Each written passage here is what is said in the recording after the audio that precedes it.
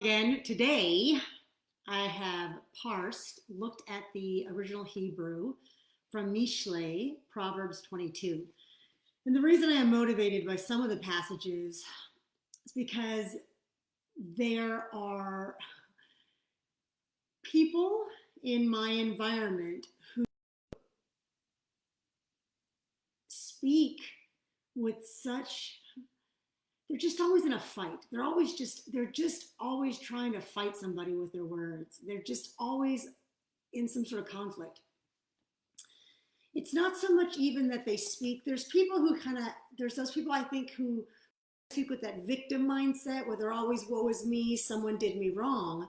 And then there's the group that it's like they're always trying to pick a fight. It's like their languaging is immediately kind of in your face. And so some of these proverbs, when you look at them, when you study them, I mean, there's a lot in the book that talks about controlling your tongue. And again, I'm kind of if you followed anything I've done, anything I've said, anything I've written, I am on this mission for myself, but for all of us to help us improve the way we speak. And I'm going to lose probably half my audience, if not 80% of it, by talking about the way we have allowed our leaders of our country, to speak with such immaturity, to have such bullying language. We literally, because there are some of us that are so hell-bent on the ends of the outcome being what they want, then the means don't matter. That suddenly the concept of dignity and aplomb and class and respect and how you speak to people doesn't matter when the person that you're supporting says what you want them to say. And I never agreed with that. I never agree with that. You know, I grew up in a family where I was taught you never disparage your family members. You never disparage your family members to outside people. Now, you might have internal conflicts, but you never go outside your family walls and talk about what a jerk or anything rude or inappropriate or disrespectful about a family member.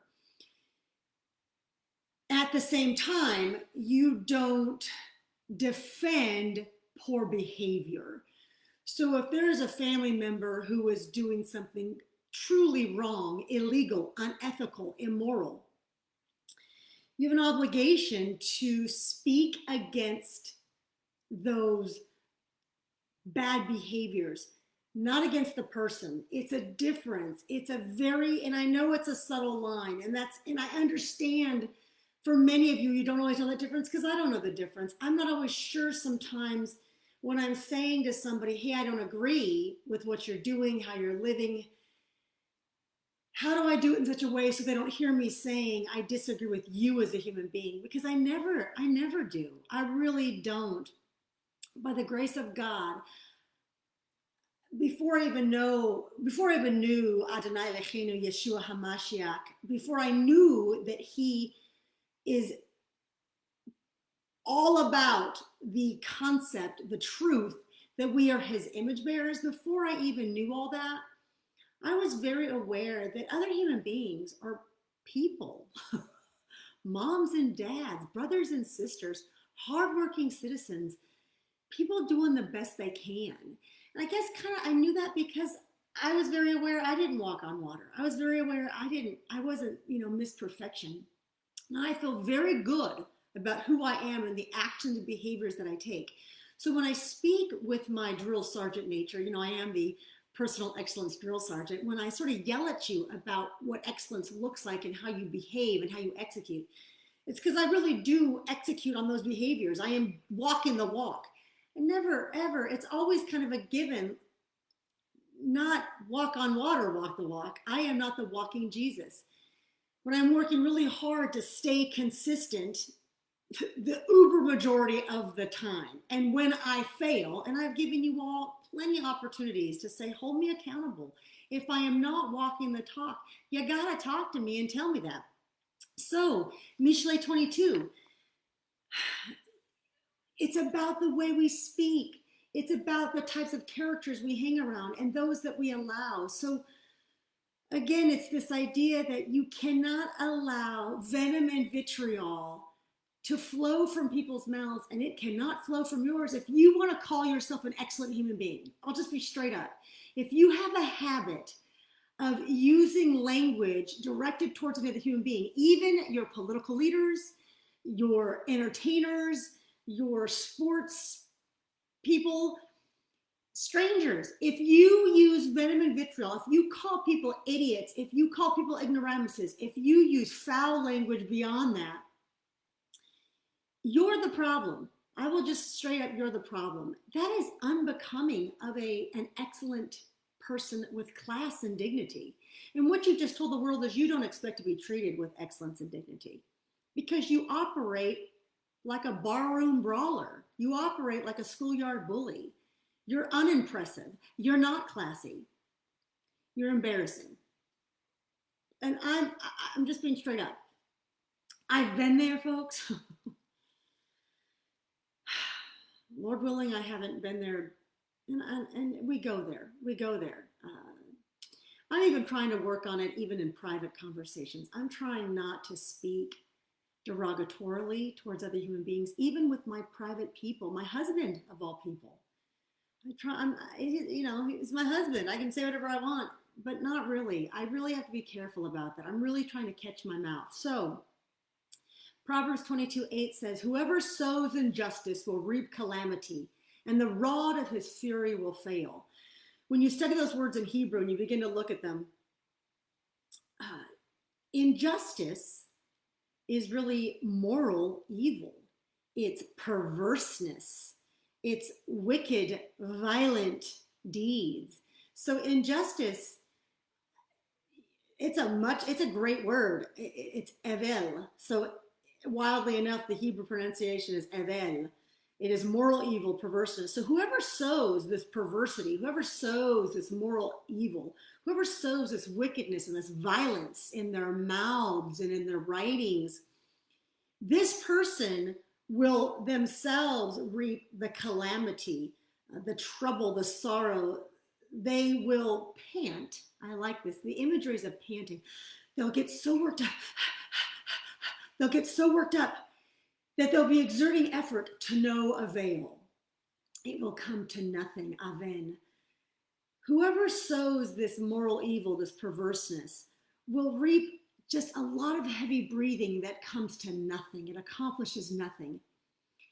And the rod, both staff, but also the clan or tribe.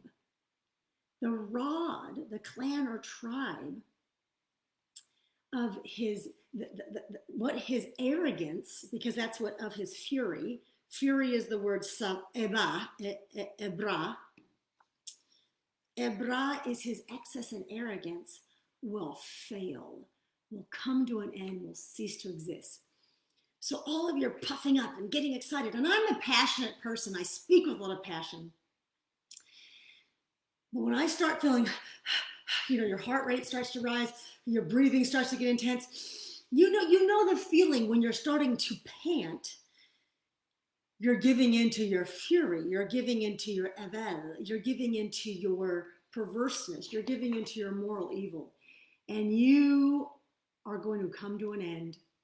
The result of that, everything beyond you, the things that get produced beyond you, your clan and tribe, that which you are producing, so not just people, but the works you're trying to produce via the thing you're fighting for are going to come to an end. You're going to fail. Think about that. Here's, again, now we have Proverbs 22:10. So just one down, because there's a middle line I'll reference in a minute. Drive out a scoffer, and strife will go out, and quarreling and abuse will cease. Drive out a scoffer, and strife will go out, and quarreling and abuse will cease. Just even in English, those words are pretty phenomenal. To think that a scoffer, somebody who loots, who talks arrogantly, boasts, mocks, this scoffer, this person who is denigrating, degrading, deriding, the bully, Folks, you've seen these bullies. We've had them in our political leadership. We've had them in our corporate leadership. We have them in our communities. We go to our local HOA meetings and they're there. They are speaking in a manner that is clearly attacking of the other person, other people. And it says to drive out a scoffer, to get rid of them. And when that happens, strife will go out. Strife is that word, where's that word? It's the condemnation, it's judgment, it's deen. And I think that's interesting too, that it has the elements of judgment, condemnation. It's about legal suits. So those people that are constantly suing everybody for everything under the sun, because again, there's some victim of something. That's you, it's judgment, right? It's you playing God, judge, jury, and executioner. So drive out this person who speaks with this arrogance and this bullying and this attacking and this mockery and this just, I have the right answers and you people are wrong. Their condemnation, their judgment, that will go away if you drive them away. And quarreling, the confusion, the shame and the dishonor and the disgrace, kalan, the confusion and the abuse, actually that's abuse, is that kalan, the kalan, the abuse, which is confusion, disgrace, will cease being Shabbat, will end, will desist, we can rest. Shabbat is to rest.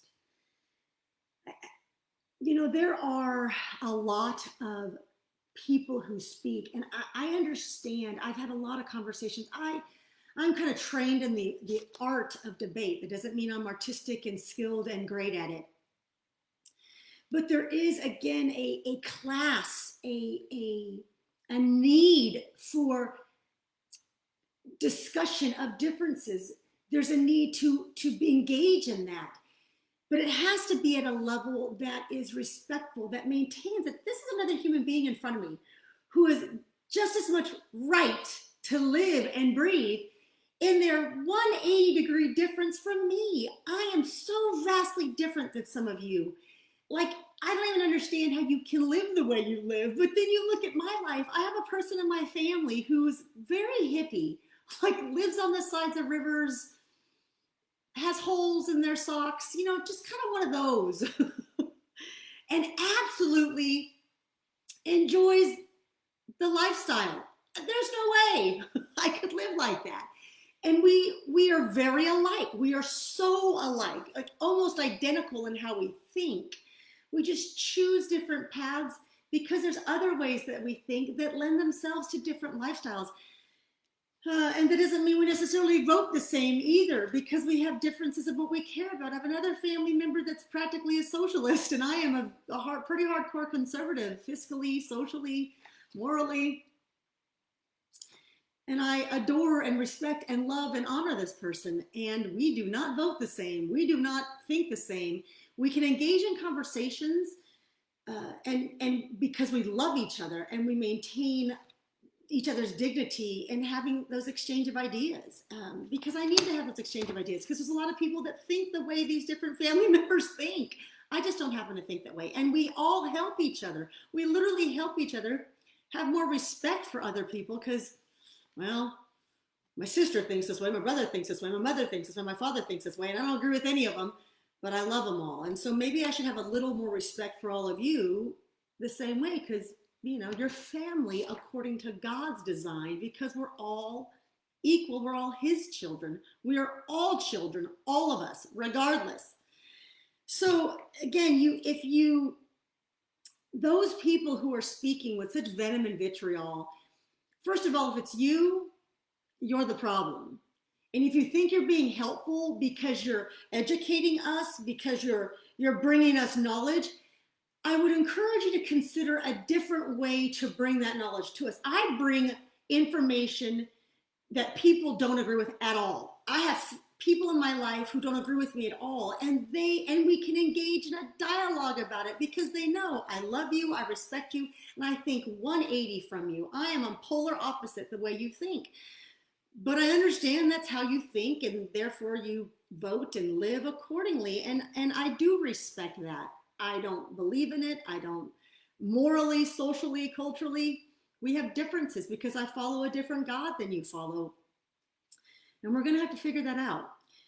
So it says, Proverbs 22, 24, 25. Therefore, make no friendship with a man given to anger, nor go with a wrathful man, lest you learn his ways and entangle yourself in a snare.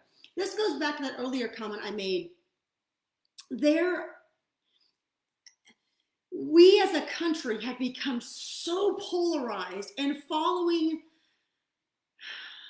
certain types of individuals that we have absolved we have abdicated our responsibility to hold individuals and ourselves to a standard of excellence, because we've allowed these people to speak again with such venom and vitriol, with such the anger. So anger is off. Going back to that earlier, anger is nose. Off means nose. It means you're breathing heavy. And a lot of you are breathing real heavy in the posts that you post, in the blogs that you write, in the way that you speak. And I breathe heavy too, because I get excited, because I'm animated, but I'm not angry at you. I am angry for us as humans. The Lord says, be angry, but do not sin. My desire is that we all rise to excellence within ourselves for each other. And so a man, woman of anger is given to that heavy breathing. And it says, do not go with this wrathful person. They are given to, they heat up. They're given to rage. They're indignant. They are venomous. They are poison. That's what the word chema, wrathful, chema, is venom and poison. That's what's coming from their mouth.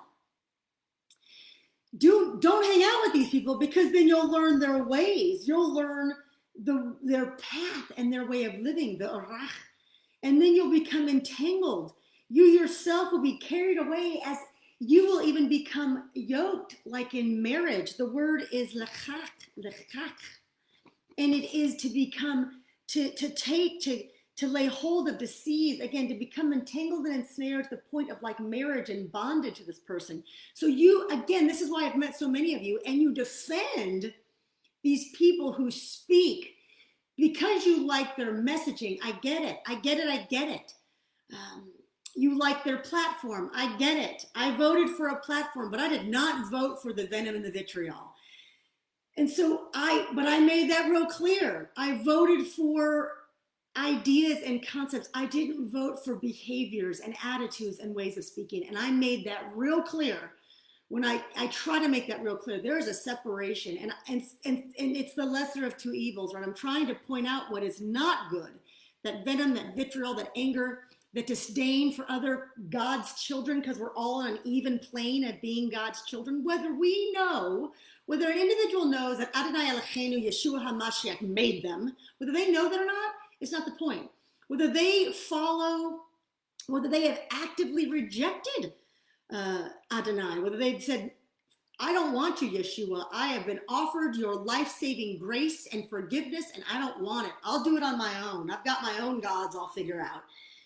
Even when they've rejected them, I am still called to love my enemies, because they've made themselves an enemy to me, right? When they reject Yeshua and they reject the life-saving grace and forgiveness and dignity and excellence, they've said, I'm your enemy, Kasandra, but I'm still called to love them. I'm still called to give myself, my excellence to them. Now, as this says, though, I don't need to make a friendship. Friendship, the word friend is rea, and it is about an intimate. It is about, the word's root is in, it's ra'ah, and it's about tending, pasturing, nurturing. So my friends, that's why recently y'all saw me cut off on 1,121 friends from Facebook, because we weren't. And a lot of what these people were doing, a lot of the times when I would delete people, it's the way they spoke. Sometimes it's just because we literally have no interaction. That was the majority of them. But there are other people, the way you speak, the venom at which you make fun of people. And again, you're making fun of strangers, supposedly. You're making fun of politicians and actors and actresses and strangers. But here's the deal. If you have a habit of lashon hara, tongue evil, lashon hara, if you have a habit of doing that with strangers, I know you're doing that with me. And so you're not an intimate. I can't be your intimate. I have just encountered yet another friend who I've known this person is given lashon hara. They constantly speak just gossip, just lashon hara, just nonstop drivel of other people. And I became the target. It's going to come. It's going to happen with someone who's given to that. You will become their target. And I'm fine. Praise be to God, I'm fine. It didn't break my heart, or it didn't hurt me, wildly enough. My heart didn't hurt for me. My heart hurt for this person. Like, wow. No wonder why you have physical ailments. There are physical. The evil speak is literally affecting the energy around you. It is literally corrupting the cellular structure of your body. This person has had cancers. This person has other diseases, other physical ailments, struggles. This person has, the Lord talks about Galatians 5, the fruit of the Spirit, love, joy, peace. And then there's the 6 other activities and actions about patience and kindness and goodness and faithfulness and self-control.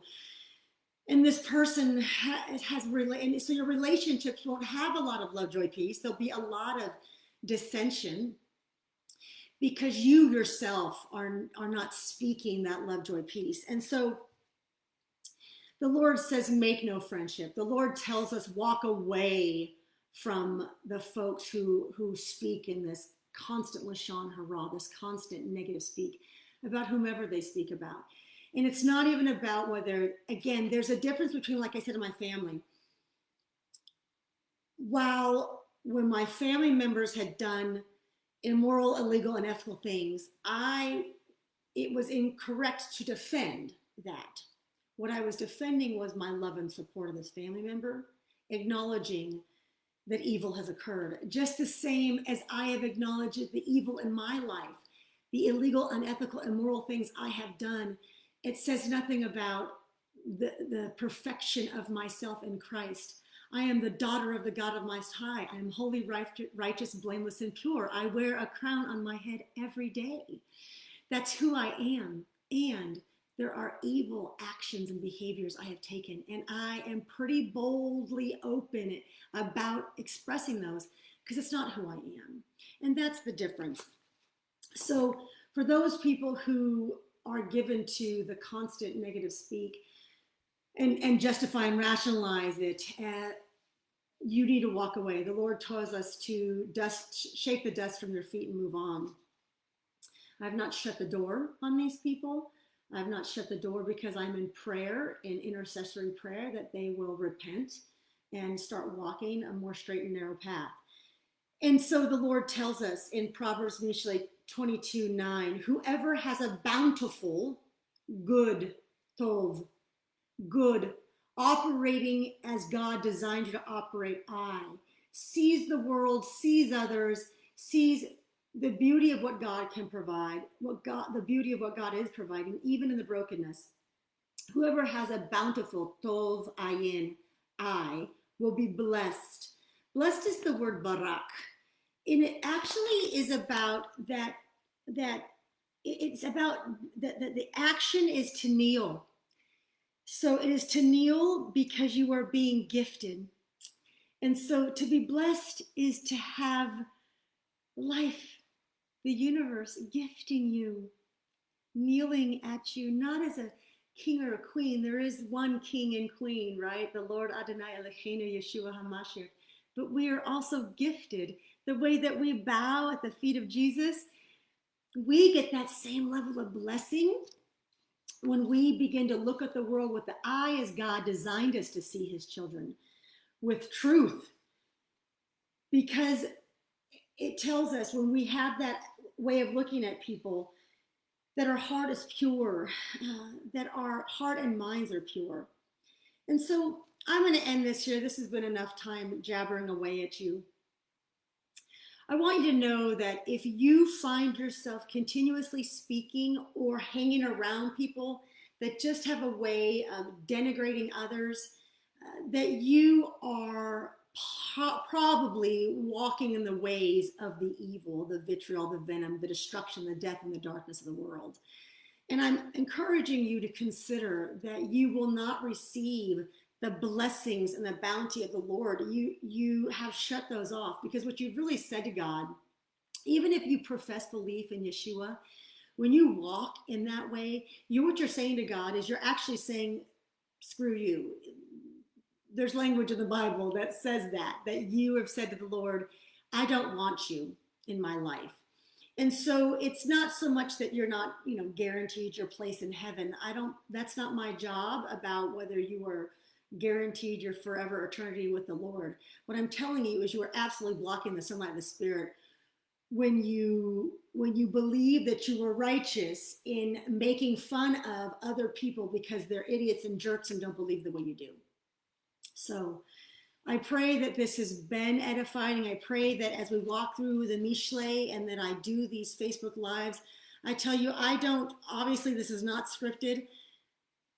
If you are looking for someone to help you in your walk, to understand these things, this is part of what I do. Yes, I do it for a living. Let's talk and let's see if you need to pay me. I'm a coach. I'm a personal excellence drill sergeant. Sometimes it's really just one conversation of consultation and I can help get you back on the path of your excellence. And sometimes we need more. And if we need more, we can talk about that. Otherwise, I pray that today is a day that you begin to see the world as God sees you, with his perfection, with his glory, and is calling you to walk in that. So do so, my brothers and sisters. Shalom.